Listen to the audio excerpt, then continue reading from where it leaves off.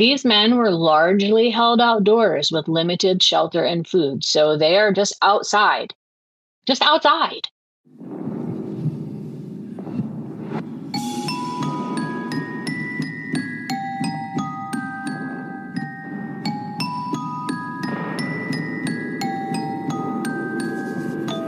Hello, everyone, and welcome to another episode of As the Skeleton Key Turns. I, of course, am your. Today is a long day, everyone. I, of course, am your host, Gray, always joined by the lovely Christina. Hello. And we want to say, first and foremost, before everything, thank you, every single one of you who have shared, liked, interacted with us on TikTok. We have hit over 1,000 followers. So that means, that means now at some point in time, whenever we are able to get together, you will see us live. You might not see our faces, but you'll still hear our voices. We're going to be doing haunted videos coming up soon, with the travel and all that. We are planning stuff in the works. But also, we have a 3-part series this time. So Edinburgh is probably one of the most haunted places in the world. Not only does it have everything from body snatching to murders, to haunted castles, to haunted streets, to haunted inns, to a haunted town in itself, outside of the buildings.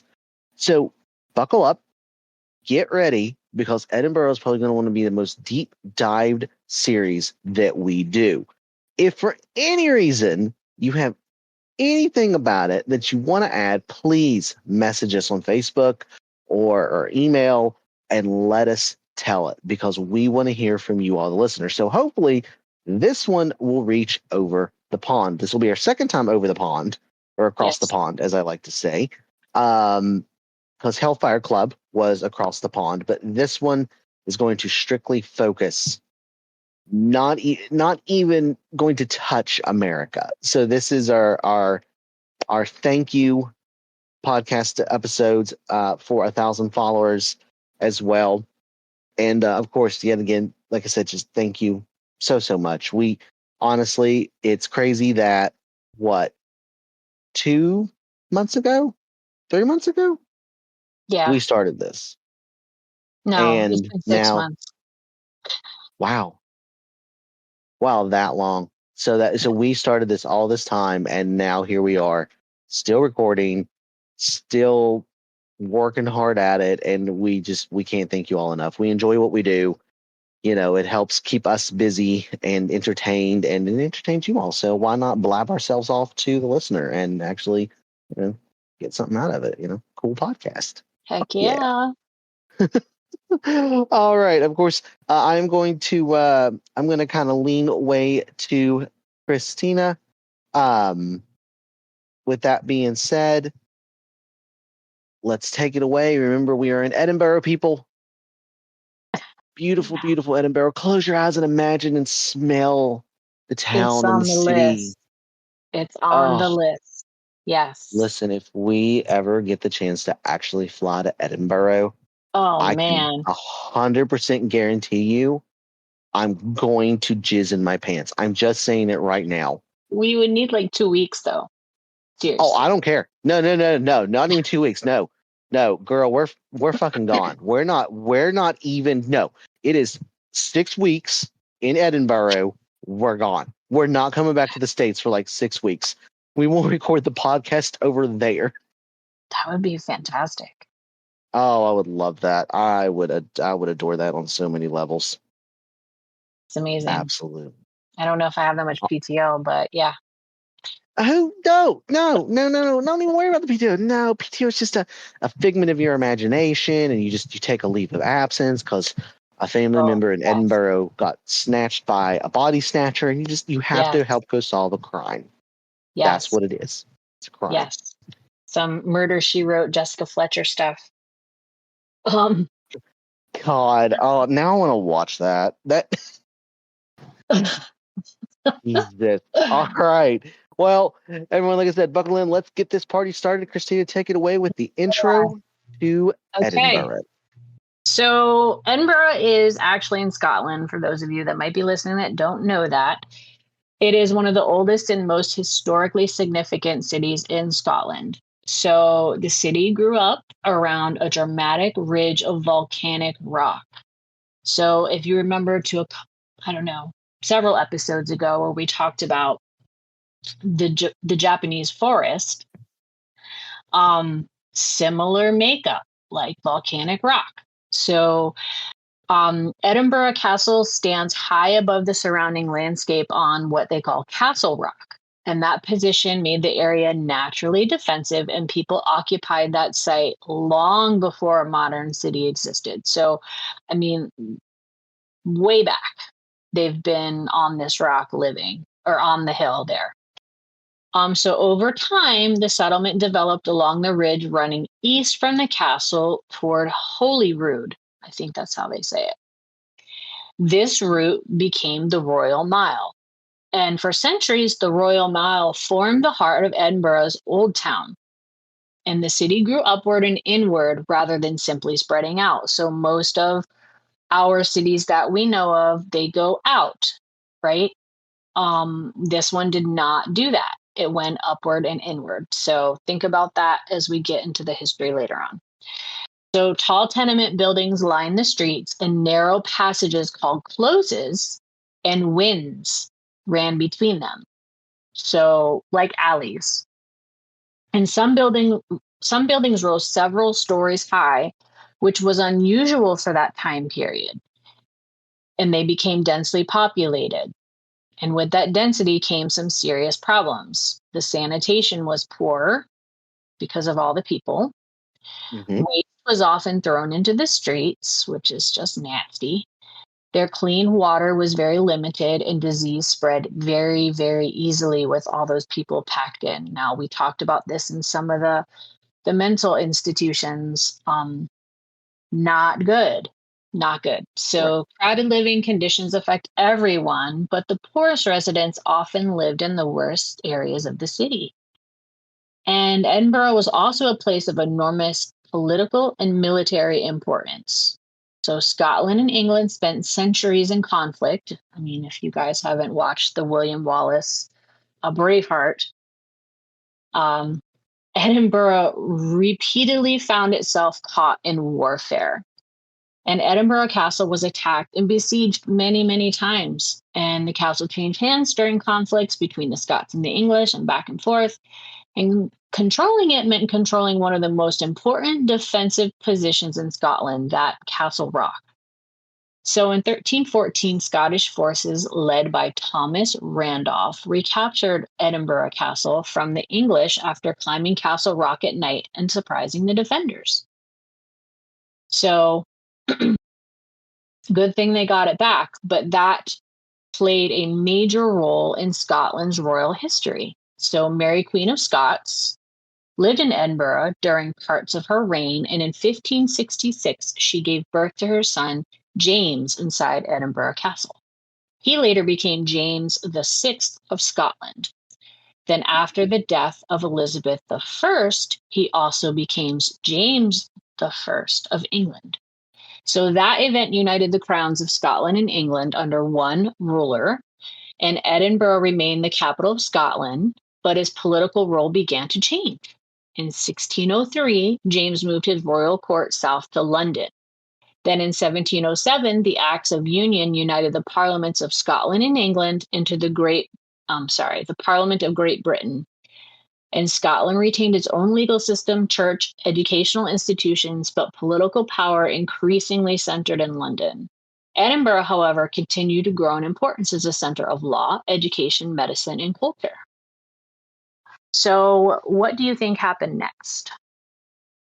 There's a major thing that happened. Nope. The plague came. The bubonic plague. One of the most infamous plagues in all of history, folks. And just with that being said, I may or may not have a dark fantasy thought of the plague doctor, because why I not? love the plague doctor. I know he's I my love favorite. him. And her, whomever. Yes, actually, that's right. Because plague doctors, a fun side fact for those, now that we're talking about the intro of the plague in Edinburgh itself, plague doctors were male and female, as their full masks disguised their entire face, and those long beaks that they had at the end of their masks that mimicked a raven's beak would actually hold herbs and spices and different types of natural healing medicines. They would also put some plague doctors actually believed, and this is from just kind of reading in general, they would believe that blessing themselves in holy water or moon water would help protect themselves from the disease itself. Of course, it didn't always end up that way. A lot of plague doctors actually, unfortunately, ended up sick, just like the rest of their citizens, because herbs and other natural ointments can only go so far. It can protect you from the smell, but it cannot protect you from the disease itself. That shit stinks. The Yes, plague stunk. So bad. Oh my God. Stinky City. Anyways, go on. Sorry. So, of course, this is one of the darkest chapters in the history. So the disease was so severe. The most severe occurred in 1645 or around then. Because remember, we said that the city didn't go outward, it went upward and inward. Yep. The conditions of Old Town made outbreaks especially dangerous. I mean, this stuff was so contagious. And they lived close together, and they were still putting their poop in the street, and it just spread like wildfire. So areas like Mary King's Close were home to families, merchants, workers, and the poor. And Mary King herself was a real 17th century woman who became a successful merchant and gave her name to the close. Remember, we said the alleys were closes. Yes. So a famous legend later claimed that plague victims were sealed into Mary King's Close and left to die. But there is no solid historical evidence that that actually happened. Right. But the close did become partially buried later when redevelopment began above the area, which enclosed portions of the old street beneath to create the underground, or the old city underneath. So they literally built on top of it. Oh, wow. And there are parts of the neighborhood that are still beneath the Royal Mile. Like, it's still there. You can go tour it. We'll get to that later. Yes. So, we're back in time, and there's religious conflicts. So in the 1600s, if you know anything about the history of the church and the Catholic Church and the Protestants and all that stuff and all that, there was a lot of conflict. So there was intense religious conflict in Scotland at that time too, and many Scottish Presbyterians opposed attempts by the monarchy to control their church. So at that time, the king controlled the church, and they didn't like it. So they became known as the Covenanters. So this conflict became political and eventually very violent. And in 1679, Covenanter forces were defeated by government troops at the Battle of Bothwell Brig. Around 1,200 prisoners were taken to Edinburgh, and many were confined in an enclosed area beside Greyfriars Kirkyard. And this area became known as the Covenanters' Prison. I can't talk tonight. These men were largely held outdoors with limited shelter and food. So they are just outside. Just outside. Chilling. Just outside. Like, just chilling. Scotland's not hot. Okay? They just had a heat wave over there, and no one has air conditioning. Not that they would have had it back then, but it's not hot. So they were held outside with no shelter, very limited food. Of course, they became sick, and of course, they died. Some were executed. Others escaped, and very few were released. Eventually, some were released. but 250 prisoners were sentenced to transportation overseas. So I know you said it's not going to touch America, and they actually didn't, but they were placed aboard the ship called the Crown of London. And in December of 1679, the ship wrecked near Orkney. They were on the way over this way. Right. Most of the prisoners died aboard the ship. So, yeah. Sir George think, Mackenzie. Go ahead. I think that ship was actually cursed. Well, Sir George Mackenzie, Scotland's Lord Advocate, became strongly associated with the government's prosecution of the Covenanters, and later generations would give him the name Bloody Mackenzie. Ooh. After he died, he was buried at Greyfriars Kirkyard. So, yeah. He wasn't the nicest guy. So in the 1700s, the town had become increasingly overcrowded. They've already been through the plague and all the things. And the city began expanding beyond its medieval core. So the new development was called Newtown. And Newtown was designed in the 18th century with wider streets, planned squares, and more spacious housing. And very, very different to the way Old Town was. So the wealthy moved to Newtown and they left all the poor people, because of course they couldn't afford to move, in Old Town.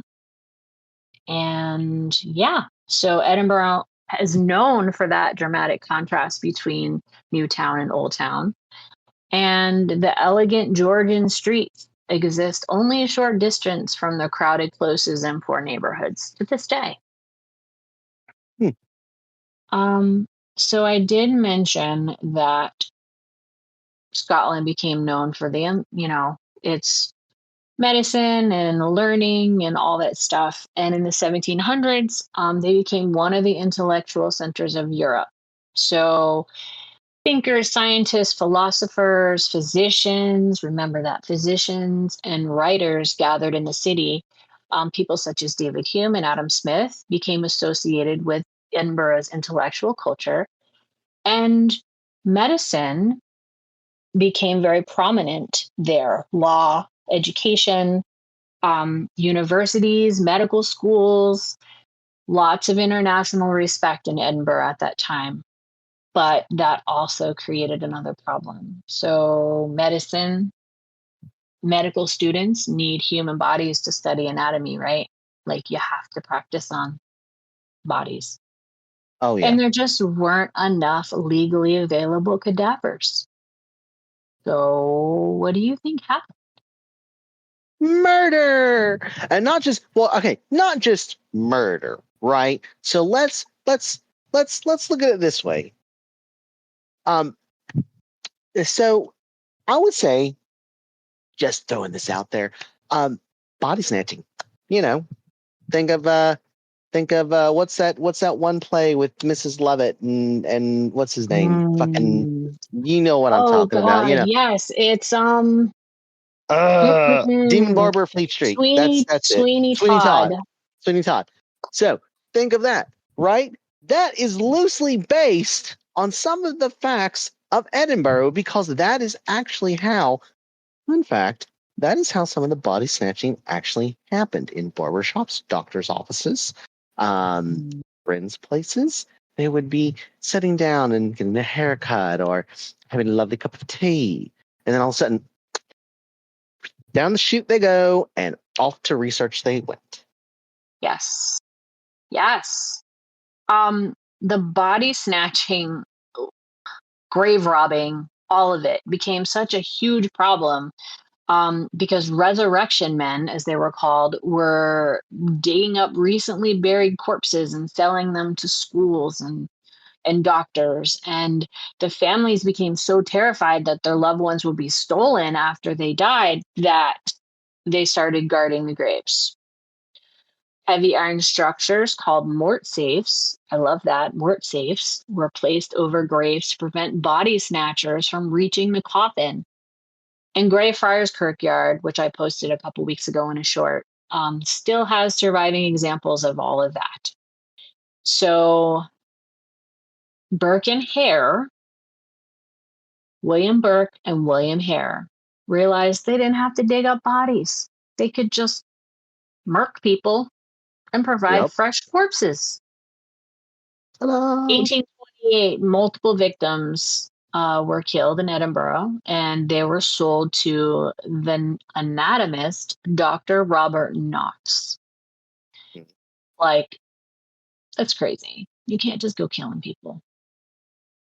Well, back then in Edinburgh, you could because they did, and it's not legal. By the way, murder is not legal even to this No. day.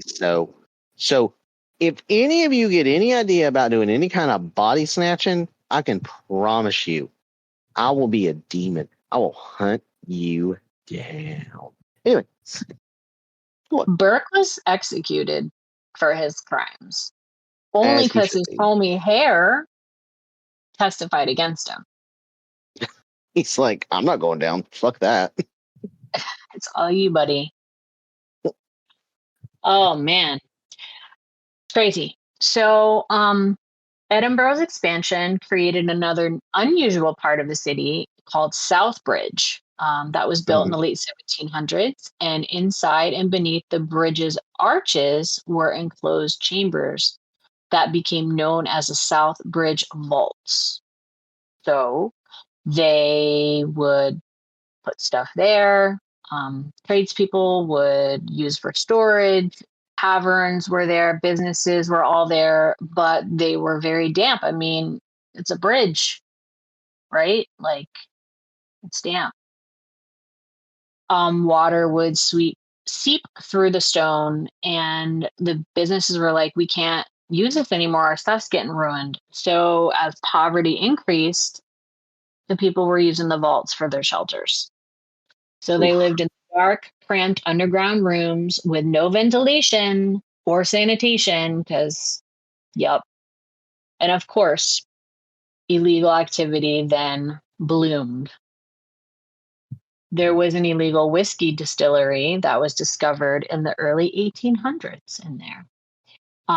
But they were largely forgotten before being rediscovered. And you can actually visit the vaults today. Hmm. So let's see. The castle. Oh, Edinburgh Castle itself, or Yes, the castle itself. yes. So we already talked about how it was taken back and all that stuff. So there was all kinds of prisoners that were held there, including French and American prisoners, actually. They carved stuff in the prison areas, and the crown jewels were held there for many years, called the Stone of Destiny, which sounds pretty cool. That was actually used before being taken to England by Edward the First. Okay. So Scottish students stole the Stone of Destiny in 1950 or so and returned it back to Scotland. And it was officially returned back in 1996. So that's pretty recent when we're talking about something so old as Edinburgh. But Yes. yeah. So let's see. So since we're in Edinburgh Castle, Yes. wait a minute. Since we're in Edinburgh Castle, for those of you out there, there's a phantom there, and I want to touch on just a little bit, just a little bit, because this has me excited. The headless drummer. Now, not nearly headless Nick like in Harry Potter, and not like a nearly headless ghost, or what is it? The The headless Headless ghost rider of. Horseman. Yeah, the headless horseman. Everyone knows with me. No, this is. So I'm sorry. The headless horseman, one of the castle's oldest phantoms, by the way, is a drummer boy. Now, when we think drummer boy, we think child, right? No, he was known as a drummer boy in Edinburgh Castle. And basically, according to tradition, he only appears at times of great danger to Scotland itself.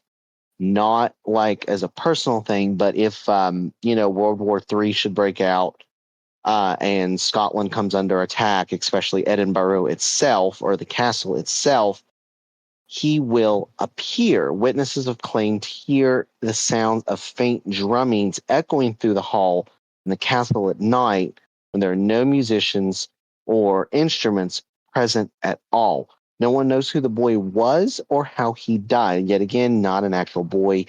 He was an adult. He was just had the title of drummer boy because he was part of the king's court. That is one thing you have to remember with Edinburgh is it is the king's court. So inside the court, you have, drummers and jesters and scribes and all of that. So Right. the king, probably being jovial in his craziness, jovial, however you say it, was probably like, oh, I like this man. You're a drummer boy, Timmy Tom Two Tips. I don't freaking know. But like that's kind of where some of these titles will come from. So if you ever do get confused, just remember it was a king's court thing. And but that is one of the oldest phantoms. And I'm assuming probably during the first attack of Edinburgh of the castle of Edinburgh is probably when he died, whatever, got murdered, or maybe he might have been part of the body snatching and his spirits is still there because like it was a gruesome death, right? His energy still exists because he's like, I didn't fucking finish what I need to start. The king didn't release me. So he's like, his energy is tied to the castle. Sorry, that's a random five. Oh my Random God. thought. Thank you. Jesus fucking Christ on a pogo stick. Go on. I want to dive deeper into that whole thing too. Like, when did it start? So we'll get there. We'll get there, just not today. No. The Phantom Piper. Mm-hmm. That's another cool thing I want to learn about. Mr. Boots. Oh, yes. And then don't forget Bloody Mackenzie. Oh, God. How can you? All amazing ghost stories. Absolutely amazing. I mean, so yeah. Realistically though, like the place is spooky enough without ghosts, right? All the history, all the stuff. Like you don't even need the ghosts to have it be a fascinating place, right? A gorgeous, fascinating place. But now you add the ghosts in there and I'm done. Yeah. Right. Oh my gosh. So sorry, folks. So with that being said, right? So now that we're in Edinburgh Castle itself, this is where we really get like you all have heard about the body snatchers and the kings getting executed, or not executed, but not the kings, but the doctors getting executed and everything like that. It is now we're really getting into the meat and potatoes of I hate to say that. Wow, that is the most white person old people thing I've ever said. That's all I right. am 37 years old. That is not what we need to say. We're getting into the juicy bits of Edinburgh. As you kids say these days. I actually don't know What what is you that say. commercial? Isn't like Geico or something where they It's progressive. We prevent you. We help you from from being like becoming your parents? parents. Have an impacted tooth. Meat and Stop. potatoes. Goodness, gosh. Yes. So yeah, no. So Edinburgh itself is going to become super, super cool. We're still touching on points of it, but the one thing I want to add about Edinburgh Castle is if you look at it, and this is a theory, right? This is a I wouldn't say a conspiracy theory, but I'm definitely putting my tinfoil hat on this one. So the way Edinburgh Castle was constructed, set up, and laid out, some believe that it is actually laid out to be the portal, not to hell as we know it, right? But a portal to break the veil between this world and the next. There is some theories out there that the main room where the king and queen would sit during parties and stuff like that, and you know, court trials and all that, that room is said to actually be the epicenter of possession and demonic entities that are actually meant to harm, because when the castle was originally built, there were some supposed witches that helped build it, and they cursed that castle itself because of the unfair treatment they received while building said castle. So that's just a slight theory. It's out there. It's not talked about a lot, and it's kind of hard to find, but it is something to be thought about. Ley lines Yes. as well. Yeah. Gosh, ley lines. Gosh, yeah, no, but Edinburgh Castle is so beautiful. My They God, it is so call good. the place underneath it the Void. Oh, The Void. I love it. I can't wait to look into that. I know. Gosh, we have so much more to cover, but this is a 3-part series, so I'm gonna say, I know this is not normally the length of our episodes, and I understand, but we have so much to cover, and this is just a dip in the water of what Edinburgh is. I mean, probably 3 parts. I mean, honestly, because we still have the Kirkyard to talk about. We still have, the main hauntings of the castle to talk about. We still have the main hauntings of the city to talk about. There are countless reports still to this day of people in Edinburgh who are still feeling the effects of what it was thousands of years ago. And Don't forget the witch trials. And yes, the witch trials. Oh, you guys are in for a treat. It's just so much, and I think that because we're where we are right now and we're still building, I think that this is perfect time to do like a special series. Oh, absolutely. Absolutely. So, with that being said, we are going to cut a little bit smaller today. We're giving you a slash of the pie. We got so much more to talk about, so much more to discover. But anyone out there who has information on Edinburgh that we don't find, online or through our research or through libraries, through newspapers, I would love for you all to send information our way. Like, we want to know more and as much as we can about this beautiful haunted place. And it's not the castle, right? It's all the town. I mean, the architecture alone is haunting. Oh my gosh, it's like a Gothic era. Yes. Dark. It fits just me so well. You could tell the architects during the time period building of Edinburgh were just like, they were in their Gothic phase. It's not a phase, Mom. This is different. It lasted centuries and still has lasted to this day. So with that being said, we are going to go ahead and let you all go for the day, for the night, for the morning, for the afternoon, whenever you're listening. But we want to let you know we will be back with a part 2. Part 2 is going to be a whole lot juicier. It's going to be a little bit longer, actually probably longer, definitely, because Christina and I have so much to talk about on Edinburgh. We got so much research that we've done and collected, and blah.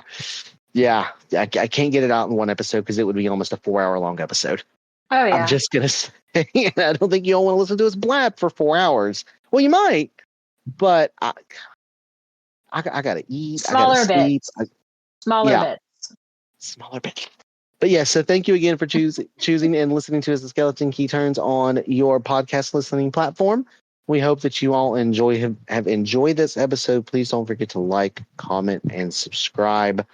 Of course, YouTube, TikTok, Apple Podcasts, Spotify, wherever There's more. I TikTok. just don't know all of them. Yeah. Yeah, there's so much more.